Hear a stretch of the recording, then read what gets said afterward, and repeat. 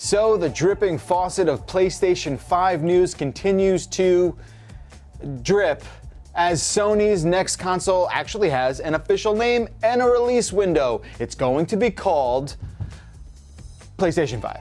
And Sony says it'll hit in time for the 2020 holiday season. Right, so we knew that all along, but there's actually a nice new chunk of information about the PS5's controller and its solid-state hard drive as laid out by Wired in an interview the site did with Sony Interactive Entertainment CEO Jim Ryan and system architect Mark Cerny. We all knew the PS5 would pack in an SSD, but this latest round of information dives a little deeper into what kind of benefit the storage technology could provide.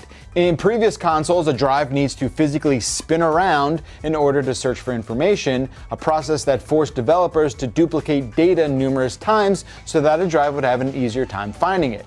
That won't be the case with the solid state, meaning we'll see some more efficient blocks of data. Now, all that space saving could net interesting results, depending on how devs choose to use that extra space.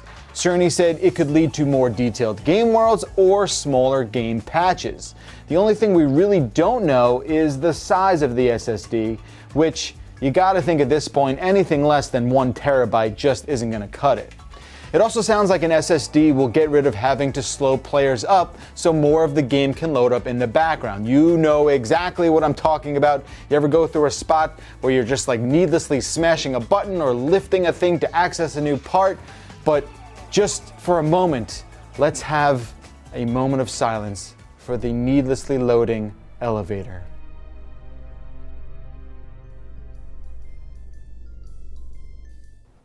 You'll be missed.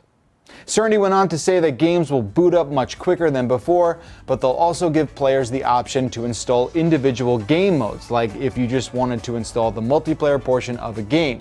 This will also work along with the console's new UI, which promises more transparency and accessibility, specifically letting players know their options for game installations and what kind of game mode they can jump in with a friend who might already be playing. Now, Wired's Peter Rubin actually got his hands on a prototype PS5 controller, which I would assume will be called DualShock 5, but we just don't know the name yet. He said the new controller looks a lot like a DualShock 4, which I have right here, and it's going to have USB-C because of course it should. But under the hood of the new controller are where all the improvements lie. It'll feature what they're calling adaptive triggers, which can simulate different levels of tension, like say if you're pulling back on a trigger to simulate the pulling back of a bow and arrow. The controller will also ditch those rumble motors in favor of haptic feedback, which will let developers program vibration effects more precisely. Now, Mr. Rubin tried out a demo with that technology and said it was able to convey the feel of different surfaces, like the sloggy feel of sand, slippery ice, and even the sensation of jumping into a pool. How a controller does that, I have no idea, but it sounds friggin' awesome. Now, if all that sounds like the PS5's controller might be a little heavier, you're right, it will be, but it should be a bit lighter than what a current Xbox One controller feels like with the batteries installed.